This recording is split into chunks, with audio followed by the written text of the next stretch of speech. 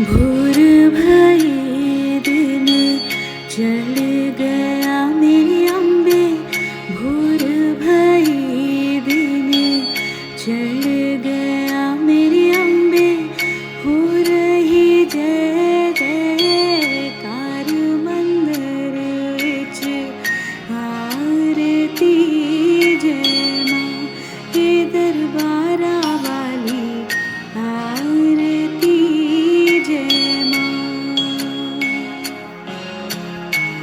काहे दी मैया तेरी आरती बनावा, काहे दी मैया तेरी आरती बनावा, काहे दे पावा विच बाती मंदिर विच आरती जय मां, तू है चोलिया वाली आरती जय मां।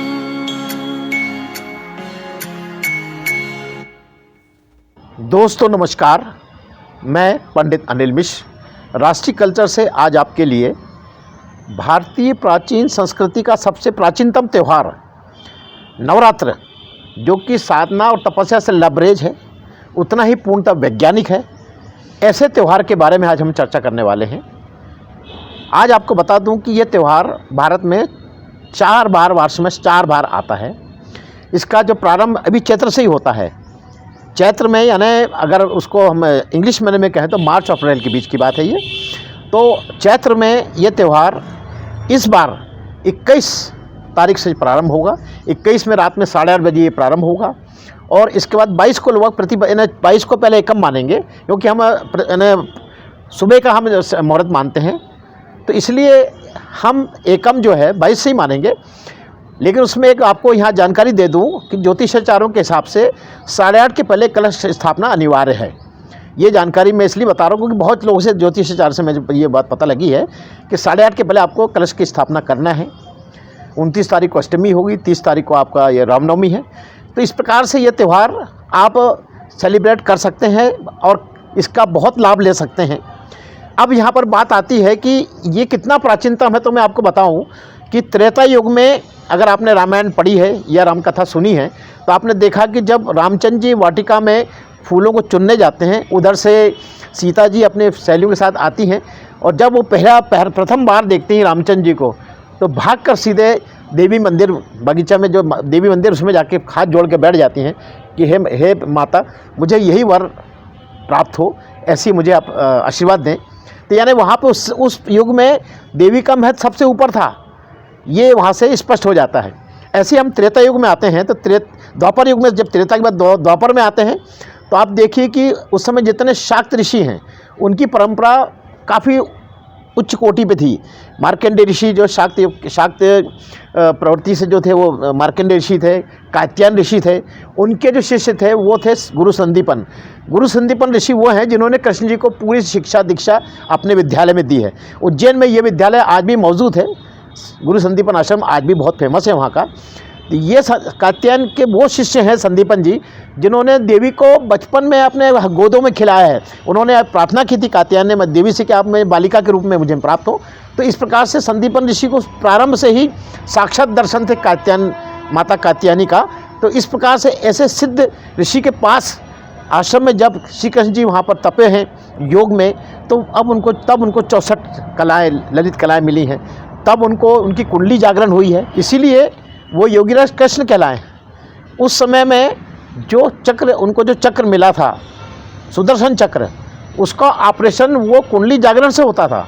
यानी इतना उस समय उनका योग तब था कि वो कुंडली जागरण करके और चक्र को चलाकर जिसका चाहे उसका उस पर प्रहार कर सकते थे। इतना अधिक वैज्ञानिक वो युग था और उतनी अधिक वहाँ पर उस समय ये नवरात्र की उपासना हुआ करती थी। और आज भी जो उपासना, इसमें जो नवरात्र की उपासना में 3 चरण माने गए हैं। एक तो शरीर की शुद्धि, उसके बाद चक्रों का जागरण, या इसके बाद अगर और गहराई से जाएं तो हम जो है साधना तपस्या में जाप से हम अपने आप के अंदर सुषुम्ना नाड़ी को जागृत कर सकते हैं। ईड़ा पिंगला नाड़ी के थ्रू सुषुम्ना नाड़ी को हम जागृत तक कर सकते हैं। यहाँ तक की स्थिति इस तपस्या में है, प्राविधान है। फिर कलयुग के हिसाब से आदमी जितनी करता है उसके हिसाब से उतना उसका फल मिलता है। तो ये तो इसकी मतलब वैज्ञानिकता मैंने आपको बताई, प्राचीनता। अब प्रश्न ये आता है कि नवरात्रि ही क्यों, 9 दिन क्यों नहीं कहा गया? इसमें रात्रि का प्रत्यय जोड़ने के पीछे संत महात्माओं का खास कुछ प्रयोजन था या वैसे ही जोड़ा है? तो मैं आपको बता दूं कि ये इसमें भी बहुत बड़ा वैज्ञानिकता छुपी है इसमें। जैसे शिवरात्रि में आपने देखा कि 4 प्रहर की पूजा होती है, ऐसे ही नवरात्रि में भी 4 प्रहर की पूजा का विधान है। लेकिन वो ये है कि कुछ गृहस्थ लोग नहीं कर पाते हैं, कुछ उसमें से जो बहुत देवी भक्ति में ज़्यादा आगे बढ़ जाते हैं वो कर लेते हैं। तो ये इस प्रकार से इस 4 प्रहर की पूजा का जो प्रारंभ माना गया है, तो ब्रह्म मुहूर्त सबसे पहले जो ब्रह्म मुहूर्त समझ लें कि सूर्योदय से, जो सूर्योदय के समय आपने देखा रोज़ मिलता है अपने को, आता है ये सभी जगह, सूर्योदय का जो समय रहता है उससे 2 घंटे 40 मिनट पहले ब्रह्म मुहूर्त शुरू होता है। तो सबसे पहला ब्रह्म मुहूर्त और सबसे उच्च ब्रह्म मुहूर्त 3:20 का माना गया है, जिसमें सारे ब्रह्म ऋषि उस समय हिमालय से पृथ्वी पर आकर वो अवलोकन करते हैं कि इस समय कौन कौन भक्त जाग रहे हैं। उसमें से अपने शिष्यों का चयन करते हैं वो कि कौन शिष्य उनके आगे जाके उनके लायक बनेगा, यहाँ तक उनका प्रोविज़न है। तो इस प्रकार से 3:40 की उपासना शेष मानी गई है। उसके बाद जो है अगली उपासना अगर हम माने तो 3:40 से फिर ये 8-9 बजे तक तो आदमी वैसे ही सब करते ही हैं, सभी लोग, कोई देर जगता है, कोई जल्दी जगता है। लेकिन सेकंड प्रहर चालू होता है 12:00 से, जबकि मतलब आप देखेंगे कि दोपहर पूर्णतः पहुंच चुकी है, लेकिन उस समय एकदम साइलेंट जोन मिलेगा आपको। एक समय आप देखना दोपहर में एक समय ऐसा आता है जब आपको साइलेंट जोन लगता है कि अब सब शांत हो गया, तो वो समय जो है दूसरा प्रहर कहलाता है, उसको कहते हैं अपन मध्याह्न। उसके बाद शाम को 6 बजे जब सूर्यास्त होने वाला रहता है, सूर्यास्त के 10 मिनट पहले और सूर्यास्त के 10 मिनट बाद तक का जो समय रहता है उसको भी आप शून्य काल कह सकते हैं, संधि काल कह सकते हैं। तो तीसरा मुहूर्त जो है वो समय आता है, और चौथा मुहूर्त जो है वो कंटिन्यू चलता है 9:30-10 बजे तक, क्योंकि 10 बजे सोने का विधान है। 10 बजे हर व्यक्ति को सो जाना चाहिए। उसके पीछे वैज्ञानिक कारण बताया गया है कि उस समय आपका जो लीवर और किडनी फंक्शन जो है वो बहुत स्ट्रांगली ब्लड को प्योरीफाई करने में लगे रहते हैं। वैसी स्थिति में 10 से 2 आपका लेटना और सोना अनिवार्य है, मेडिकली माना गया है।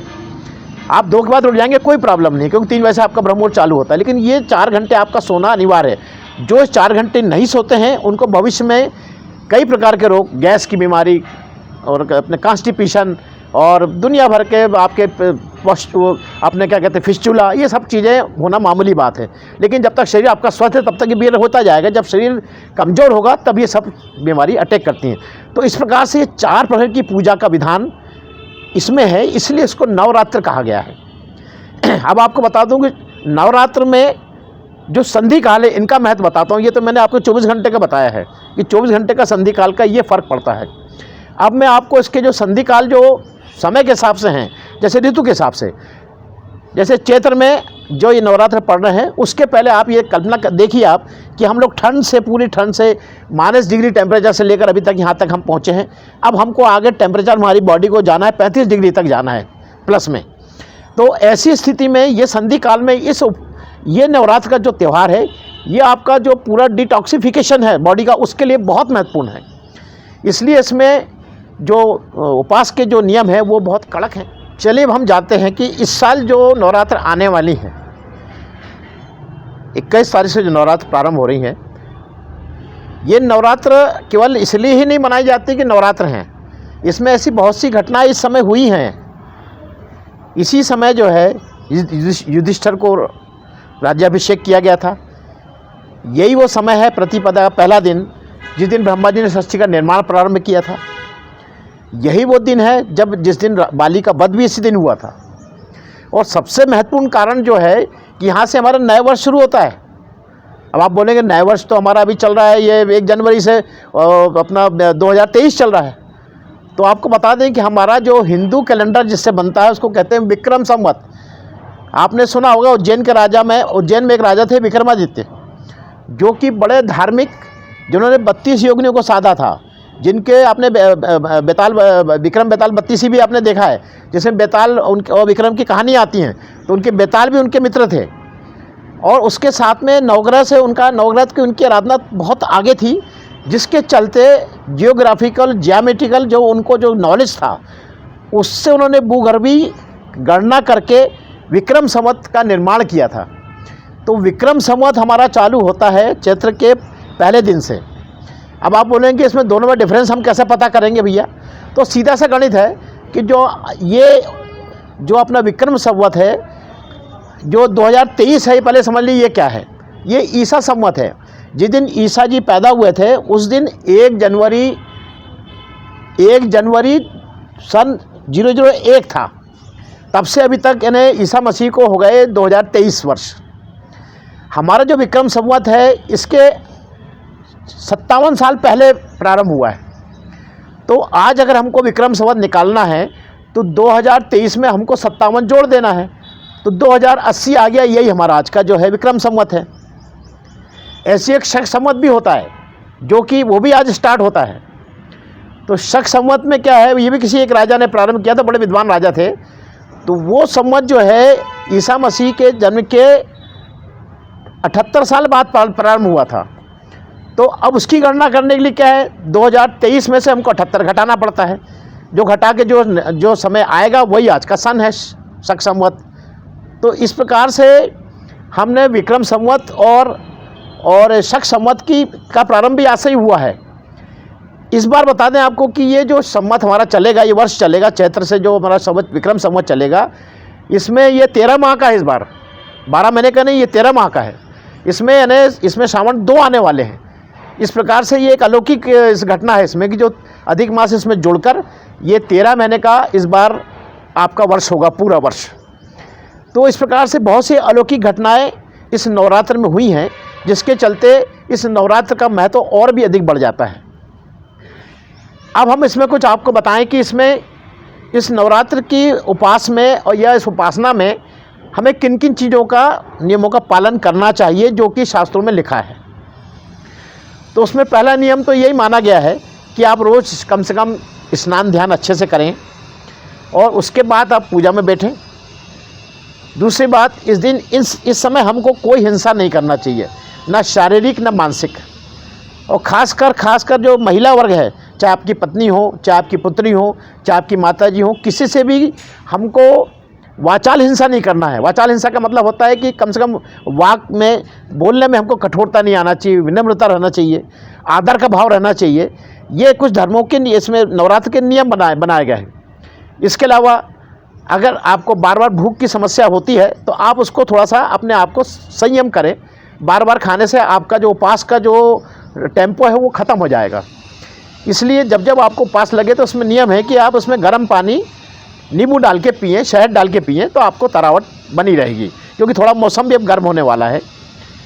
चौथी बात कि आप इसमें कोशिश करें कि आप इस समय अपने जो गृहस्थ जीवन से आप दूर रहें। इस प्रकार अपनी पत्नी से इस समय आपको दूर रहना चाहिए। और अपने को जो अच्छे भक्त हैं वो तो इस समय अपने को इसमें ज़मीन पर सोते हैं, लेकिन अब उतना संभव नहीं हो, जितना आपसे संभव उतना आप विधि विधान करें। ऐसे बहुत से विधान हैं जो कि इसमें माने गए हैं करने के लिए। तो ये करके हम इसको अपने इस जो उपासना का जो 9 दिन का तंत्र है इसको और भी उच्च श्रेणी में ले जा सकते हैं। और इसका फ़ायदा हम अपने उस जो इम्यूनिटी के साथ में हम अपने मानसिक उत्थान में ले जाकर हम अपना पुण्य की गठरी को बढ़ा सकते हैं। ये आज का हमारा इसका नवरात्र का संदेश है।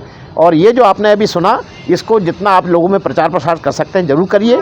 लोगों को व्हाट्सएप पे और जिस माध्यम से आप इसको आगे बढ़ा सकते हैं बढ़ाइए, शेयर करिए, लाइक करिए, जिससे कि हमारी हिंदू सनातन संस्कृति का ज़्यादा से ज़्यादा प्रचार होकर कम से कम जो लोग नहीं जानते उनको जानकारी तो मिले कि इसका इतना महत्व क्यों है। केवल नाचने गाने का त्यौहार नहीं है, इसमें उपासना का त्यौहार है। ये मेरा इसमें संदेश है। धन्यवाद। अनिल मिश्रा।